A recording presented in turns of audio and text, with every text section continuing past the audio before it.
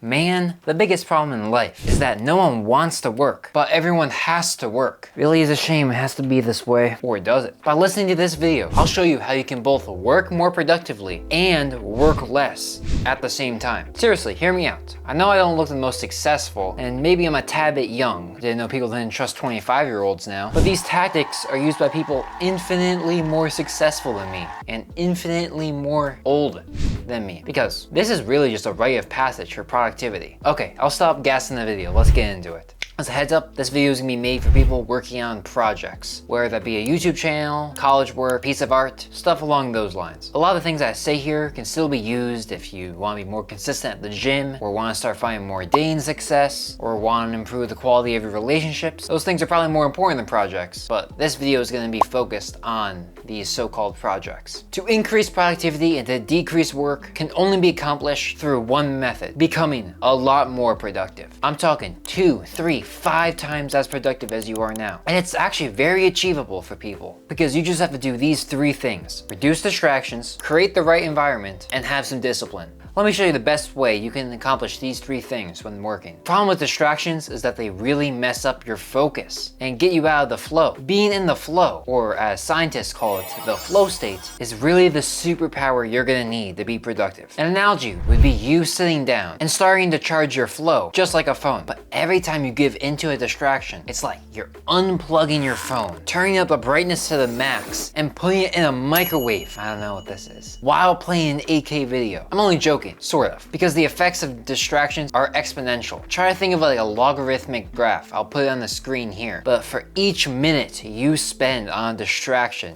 you are exponentially losing more and more focus, until the point where you're like focused on a distraction for 10 minutes. Yeah, I mean, you might as well just focus on it for another hour because you're losing no more focus, because there is no more focus. Focus is very precious and can be lost very easily. But it's okay to get distracted sometimes, because the 2 best methods of recovery are on your side: prevention and getting quickly back on track. Prevention is the best recovery, and it's true of distractions too. First thing you gotta do is get rid of your phone. If possible, just put it on Do Not Disturb and like throw it on the other side of the room where you can't reach it. If you still wanna be able to be contacted in case you're responsible for someone, then have your phone on Do Not Disturb and then place it at like the corner of the table. And then if you get a call, you'll see the screen light up and you'll still be able to answer. Then turn off the notifications on your computer, if you even have those, because honestly, just why do you have notifications on your computer? There's no need for them. But if you have them, then turn them off. Then clear your desk of basically anything, because I brought this up in an earlier video. But there was one time where I cleared my desk of everything except a little tiny like screw bolt thing from a drone that my grandfather got me. And my monkey brain decided, you know, instead of like touching the keyboard and the mouse and like typing and creating like work out of thin air, no, you're gonna grab this bolt and you're gonna freaking flip it in the air for 10 minutes. 10 minutes. So yeah, clear everything that isn't necessary. So like maybe have a keyboard, a mouse, a water bottle, maybe a pen and paper, and then make your screen the least distracting as possible. Get rid of your taskbar, full screen your window, and then if you are lucky and privileged enough to have a second monitor, just close that second monitor of any tabs until you need them. If you actually do all this and stay focused for the entire time when you're trying to work, you're gonna be more productive than at least 90% of your peers. But you will get distracted because distractions are inevitable. Death, taxes, and distractions. The best thing you could do is sort of treat it like meditation, where you acknowledge you were distracted and then you just throw that to the back of your mind and start focusing on the work in front of you. Wow, it really is kind of just meditating. Like instead of focusing on your breath, you just focus on your work. Wonder if it has the same health benefits. Anyways, create a productive environment and schedule. A good environment can really help reduce your distractions. I talked about this a little bit earlier, but a good environment is really important for psychological triggers. What do I mean? But you wanna say no? Well, human brains are pretty cool, but complicated. But we do know a couple things about our brains. And one thing we learned is that brains can pick up on repetition. And after seeing the same event happen multiple times over and over again, the brain and body work together to make that thing happen more easily the next time they see the pattern happening again. It's why gym goers are recommended to change their exercises every 3 to 6 months, because the body is so used to the repetitious schedule that it can prepare and make your lifts more easy each time. And while that isn't ideal for muscle and strength, it is ideal for productivity. Just like that, just so your body is recognizing the repetition and is getting yourself in the right headspace.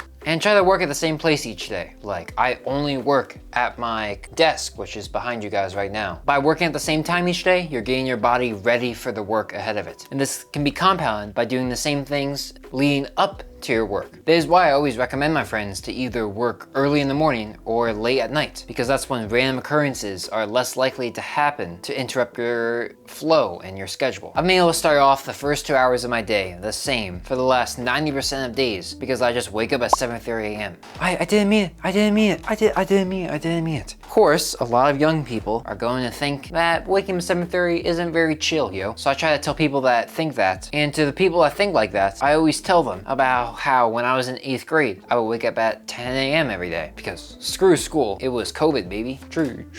But I would work from 9 p.m. to 11 p.m. and that would work for me. The only exception I would make is if a bunch of my friends were playing Minecraft late at night during 9 to 11 p.m., which was every night. And thus I never worked. So maybe wake up early, right? Working in the same place every day is useful for the same reason. It tells my mind, okay, when Dylan is sitting here at this desk with his Beat headphones on, listening to What Is Love, lo-fi from Fruits music, it's time to work. I'm not kidding, that's actually what I do whenever I'm scripting. However, the big problem I have with this is that I also watch YouTube and play video games at my desk, which is why I found many times that working on my old Chromebook can actually be more productive, even though I type 15 words per minute faster at my computer. Discipline. Okay, discipline is difficult. That's basically what discipline is all about, but it's the most important thing you can do for your productivity. Just like at the gym, you're always, at least for the first few months, not gonna feel like working. Why work when you can play video games or watch YouTube or go outside and hang out with friends? Ew, weird. That's why you need discipline. You need to feel like you don't want to do any work and then still work. I look at the difficulty of working as a reverse logarithmic graph, if you remember that from school, where it's super difficult to start working at the beginning. There's a lot of problems, but just 10 minutes in, it's so easy to work and just continue working for hours. And over time, you're gonna feel less and less dread about working. It's kind of like how longtime gym goers still don't always want to do leg day, but it's not as bad as when they first did it. Or dudes that talk to a lot of girls, where they still get a little nervous about it, but it's not like it used to be. You just need to put in the consistent effort. I've been saying that word a lot recently. That should be my slogan. All you need, consistent effort, think better.